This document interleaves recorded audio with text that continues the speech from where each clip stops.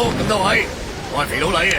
今日我禮記茶餐廳正式開業，地址就喺中環，咁我希望越開越大啦。目標係佔領成個中環。我苦心經營咗5年，搵人做衰對家，做假新聞。今年2019年，我禮記全面升級啊！多咗好多好嘢食啊！快啲過嚟試下啦！整杯果汁先啦，加料又唔加價，飲完即刻是非不分，顛倒黑白，冇人性先可以做傳媒噶。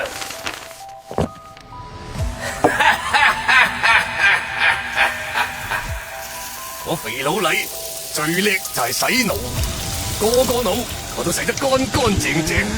呢啲就係我精心製作嘅禮記招牌點心，5大訴求，每個訴求都代表一種寓意。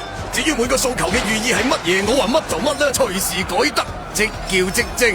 總之記住，入到嚟就大嗌5大訴求。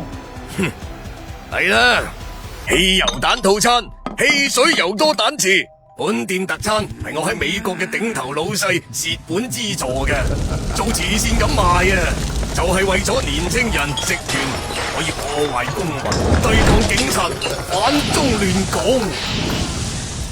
禮記賣得最多嘅就係手足，豬手加白粥，出賣手足，幫我賺到幾多錢啊！你睇下，仲要全部都係美金啊！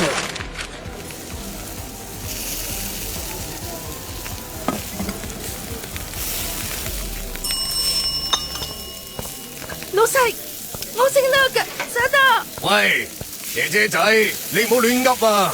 你睇錯啦。喂，小姐，我哋所有人都見唔到喎。淨係得你見到，咁啊，梗係你有問題啦。唔係喎，真係有曱甴啊！原來呢度真係曱甴竇嚟噶。明明就係曱甴，係你黑白不分啊！打打死佢！打死佢！肥佬黎，咁多年嚟，你毒害人心，縱暴煽暴，為美賣國，利用黑金反中亂港。而家你已經被包圍，請你舉高雙手，等候法律制裁。